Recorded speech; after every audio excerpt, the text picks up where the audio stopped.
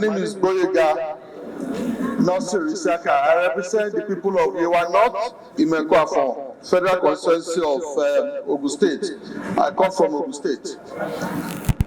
This afternoon to join my colleagues in congratulating Mr. President for presenting a very good budget that indeed has the capacity to give us a better and more economic buoyant Nigeria.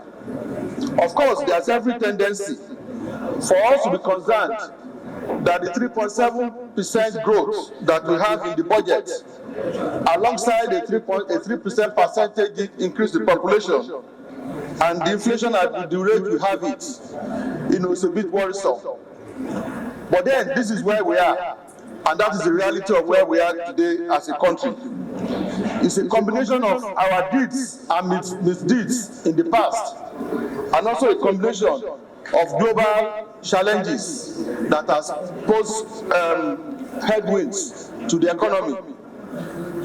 But I think what the president is saying is that we may be product of our past, but we should not be prisoners to our past. And that is what is reflected in the budget that we have. The numbers are good, and it shows the audacity of leadership and the courage of the leadership that we have in our country today. When we look at debt service, in the past, we used to have debt service of about 99% of our revenue. Today, what we have in the budget presented is about 45%. Yes, it could come lower, but that is more than half. When we look at our taxes, what we had as at last budget was just somewhere about 10% of GDP. What was presented by Mr. President was about 18% of GDP. Ditto with deficit, which used to be about 3%, and about 6% of GDP. Whereas what we have was about 6%. In all, I think we are beginning to have the hope that we've all been talking about here, and I'm indeed quite pleased. But I think the 2-3 areas I want to mention, my colleagues have said quite a lot, are areas that as we go into debating this budget, or meeting the MDAs, and also the implementations, some of the areas that I think we need to pay attention to. One is the monetary policy.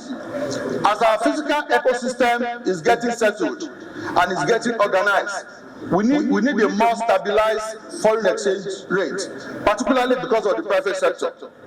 I therefore want to enjoin the monetary policy managers that as we maintain the exchange rate along its fundamentals, we should also be wary of self-progressive speculative attacks at the Naira, because I think this is also some of the factors that are contributed to what we have today as the exchange rate. Another area is our institutions. No matter how good our policies are, they will have to be implemented by our institutions need to be strengthened, including the judiciary and all the other institutions that we can talk about. The president spoke about job-rich economic growth. That is indeed good, and quite a number of my friends have also, commended the presidency for what she had. But I think what this job-rich economic growth meant is to focus more on skill acquisitions and vocational training. And I think that in that regards, we need to talk to institutions like ITF, set up for to fund skills. What is happening to some of these funds? Finally, is the situation in our border towns. I've said it more than twice on this floor, that part of the country that suffers most in terms of infrastructure development are our border towns. And as we speak, my colleagues, Mr. Speaker, despite the fact that exchange, they have removed the subsidy, despite the fact that we are all enjoying this, subsidy now to some extent with enhanced revenue and all of that, the petroleum products in the border towns are still not reaching 20 kilometers to the, to the border, and people in those border towns are still paying exorbitantly, for petroleum products. I think it is about time, as we are having a renewed hope budget.